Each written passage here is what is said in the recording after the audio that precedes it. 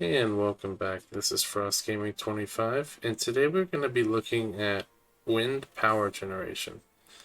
So, the main thing with wind and how the wind turbines generate power is it looks like it's based off of biome. So, let me show you. Over here, I have the setup just to explain a couple of things as well. This would cause a decrease in overall power. As you can see here, this outloads 70 or 67 currently power, and I just want to also say that the player actually affects the power that goes into the device. So if you can see right here, it has currently 67 power coming in, and if I walk into range, it goes down to 60. So the player does affect how the wind power is generated, but also it's affected by other obstacles like other wind generators and things such as, say, a wall. If I were to grab said wall right here, and if we were to actually place a wall down, which currently we can't because it's too tall, it would affect it in a negative way. The other thing is that even though this generates 67 power, this one by itself generates 75, which is the maximum it can have. And if I walk into range of this one, it actually isn't going down, and that's because it's actually generating more, or it's not affected in the same way because there's nothing by it. So I don't know exactly what triggers it, but it looks like if it's just singular by itself, if you walk up to it, no big deal. However, if it's already next to something and you walk up to it, then you're getting affected.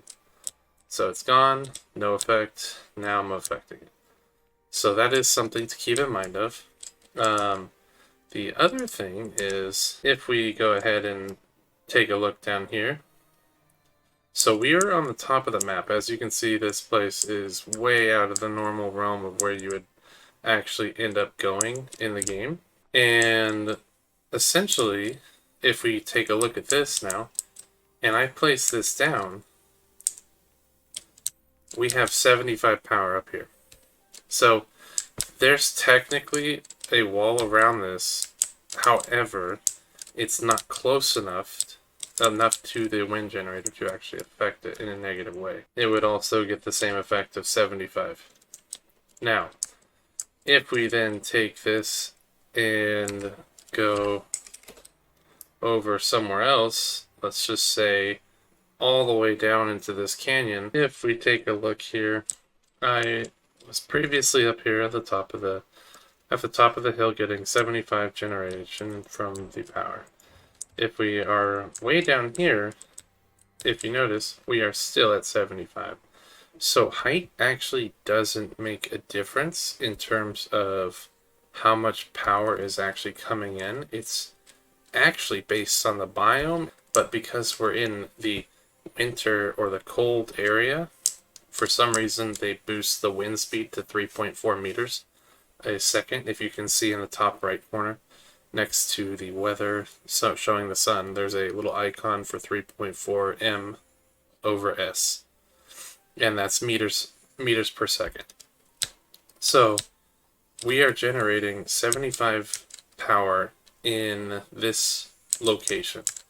Now, if I were to take this same generator and go into a different biome, then you can see the difference. Now that we are in the desert here, if we take a look in the top right corner again, it went from 3.4 to 2.4. So now in the desert, if we were to place this same power, we notice that we are only getting 40 generation in our power source now.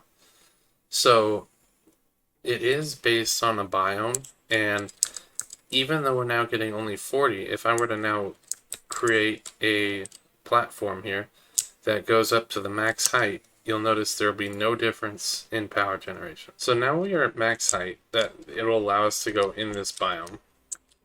You're started up on this hill. in the snow, and we did a test with the power on the ground, and now we're up here as high as we can go, and you can see we're getting the same amount of power input. It didn't change anything, so it doesn't matter how high you build your wind generators, it will not make a difference. It all comes down to the biome that you're in, and some biomes get more power than others. For example, if you're in the swamp, you're going to be looking at around 3.0 meters per second. If you're in the regular grassland where you start, it's around 3.0. And here is 2.4. And if you go into, if I bring up the map here, so this general biome all around here, this whole area pretty much is 3.0. All of this area for the most part. There might be little small sections that are small that might be changed, but generally speaking, around 3. All in the desert, 2.4. Down in this main island right here is also 2.4.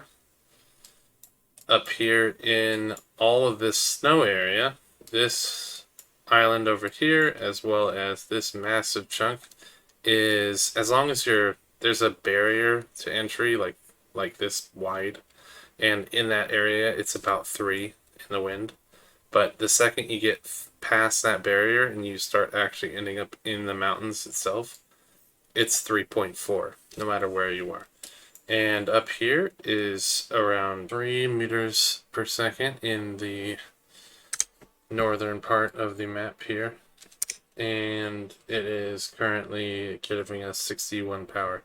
So it does, in fact, make a difference. Hopefully this helps understand the wind a little bit more. This is just a in-depth guide for how the wind works, and hopefully you enjoyed it, and we'll see you in the next one.